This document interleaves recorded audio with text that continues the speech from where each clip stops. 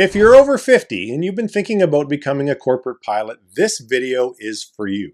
Having started my own aviation career in my 50s, I'm going to share with you what's true, what's a myth, and what the path really looks like if you want to start flying professionally a little later in life. So, if becoming a corporate pilot is your goal, stick around because I'm going to show you exactly how to get there.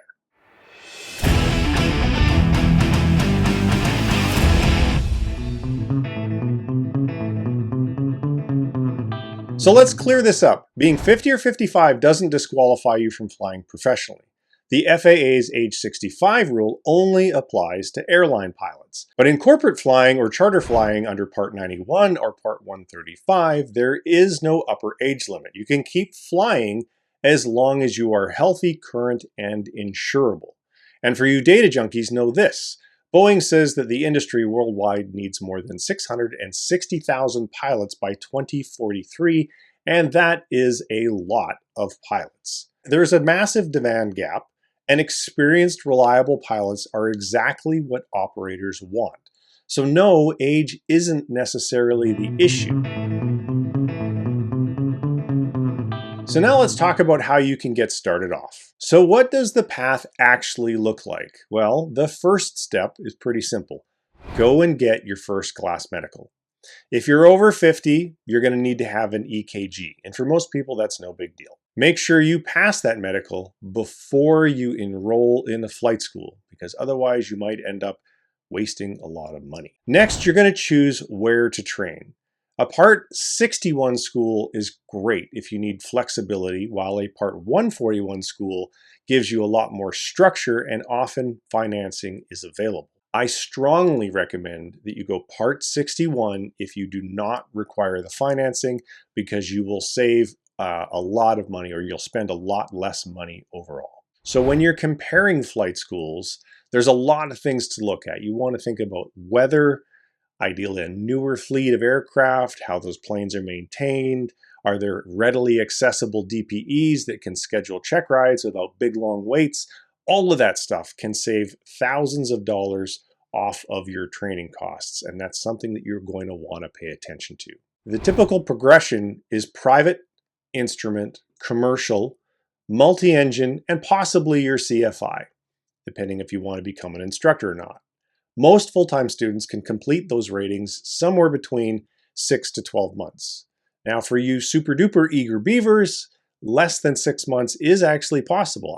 For example, I did all of those ratings in just 91 days, but you should know that my results are far from typical. After you have all of the certifications, it's all about flight time. You're going to need roughly 750 to 800 hours to be eligible and qualified for most corporate right seat positions.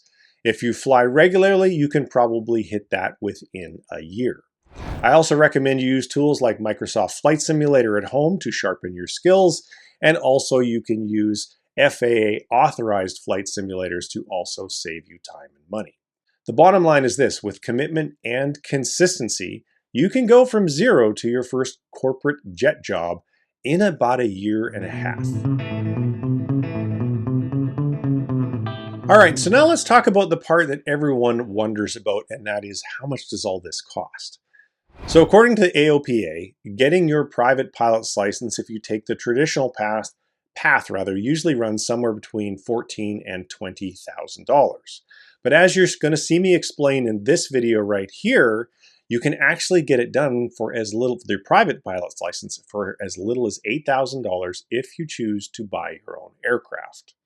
Now, to get all the way through your instrument, your commercial, your multi-engine ratings, if you take the traditional path, expect to spend somewhere between $70,000 and $100,000.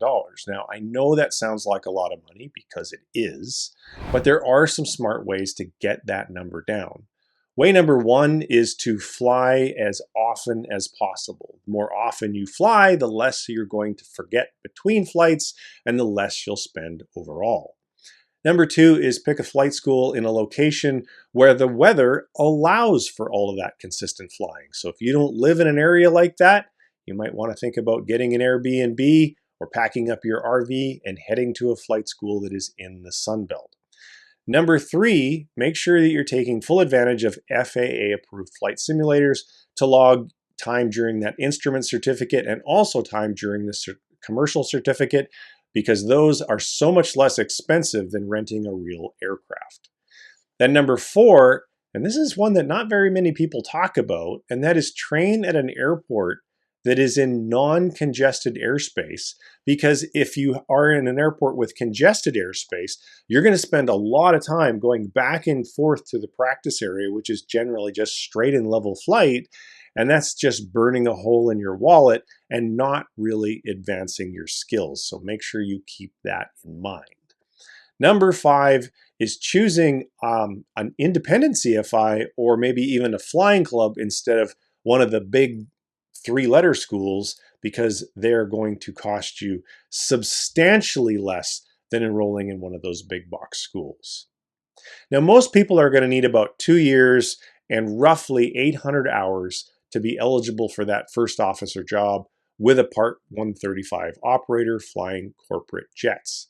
So once you've built those hours, which is usually done by being an instructor or maybe some pipeline patrol or aerial survey work, or you're doing skydiving or whatever type of flying you're going to be doing, there are some real opportunities that are going to open up to you if you're a really good networker. And I have a video right here that shows how Ken used his networking skills to get a really great job very early on in his flying career, and I highly recommend that you watch it. So what can you really earn as a corporate pilot? Well, let's break it down. Entry-level right seat pilots, second in command, on light business jets usually start between $60,000 and $90,000 a year. After a few years, you can expect to become a captain. So captains flying mid-sized jets are going to make somewhere in the $100,000 to $150,000 a year range, and large cabin captains can earn quite a bit more. They can earn $200,000 to $300,000 or maybe even more. So a good buddy of mine flies right seat in a large Gulfstream for a very wealthy family. He's making just shy of around $300,000 per year, and the best part is the guy only works like 4 to 7 days per month. So that is a pretty sweet gig, to say the least. So the numbers vary based on what you fly, who you're flying for, and how available you are. Some pilots work fixed schedules and others are on call. It will vary from employer to employer. But one of the biggest perks of corporate aviation is that there's no seniority list. And this is a really big perk if you're starting later in life, because you can advance based upon skills, professionalism, and of course, your networking ability, not just your time in the system. So for those of us who came into aviation a little later in life, like me, that's a pretty big advantage. Now, due to the close interaction with passengers, corporate operators also place a huge value on your maturity, reliability, and professionalism. And these are traits that come naturally to you when you're already a little later in life, or you've already built a career and you're a little later in life. And unlike the airlines, under Part 91 and Part 135, there is no mandatory retirement age in the United States. So if you start in your early 50s, you could easily have a 15 or maybe even a 20-year career of professional flying ahead of you, so long as you stay healthy and insurable. And of course, switching careers at this stage does come with some challenges. So let's talk about some of the big mistakes that people make and how to fix them. So let's wrap up with a few mistakes that can really slow you down and some strategies for how you can avoid them. So the first one is a real biggie, and that is don't start training before passing your FAA first class medical. Now, I know you might be super eager to get started, especially after watching this wonderful video, but make sure that you're cleared to fly before you start spending that hard-earned cash. The second mistake is choosing the wrong flight school. Now, this is an area that I literally can't stress enough. The biggest way you're going to waste a lot of money is to choose the wrong training partner. So you're going to want to fly with a school or a club or an instructor that's in an area that has great weather. Dependable airplanes are important, and obviously access to the DPEs so you're not waiting forever and a day to get those check rides completed. For example, in my case, I was training at a school that was so busy that there was about a half dozen DPEs that sort of just hung around that school because the school was needed so many check rides on an ongoing basis that those DPEs were kept very busy. They didn't need to go anywhere else. And what that resulted in for me is I never waited longer than about 2 or maybe 3 days at the very most for one of my check rides. So super important. Now, the third mistake is flying too infrequently or not flying often enough. So when you fly only once or twice per week, you're going to forget a lot of information between flights, which means that you're going to build up rust, which means that you need to shake the rust off in the beginning of each flight that you do. So the next flight's kind of a review of the last flight, and the bigger the gap between flights, the more you're going to forget. It's just basically the more time you waste. So you don't want to be wasting that time. You want to make sure that you're always moving forward and you're becoming proficient as quickly as you can. And that is the byproduct of flying more often. Now, the fourth is ignoring something called the ACS, or the Airman Certification Standards. You can Google and find a free copy of it. This document is literally the roadmap for every one of your check rides, and it should be the roadmap for your studying. So look at it early and understand what it is. Now, to be clear, it is not a textbook full of knowledge. It is instead full of these tables that tell you what the DPE can ask you, the skills and the knowledge that you need to have in each section.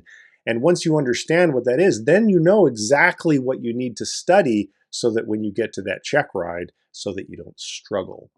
And the last mistake is maybe one of the most common, and that's thinking that your age works against you. Not true. It's actually your secret weapon, especially in the world of corporate aviation, because they place so much value on your professionalism, on your calm demeanor, your decision-making ability, and your life experience.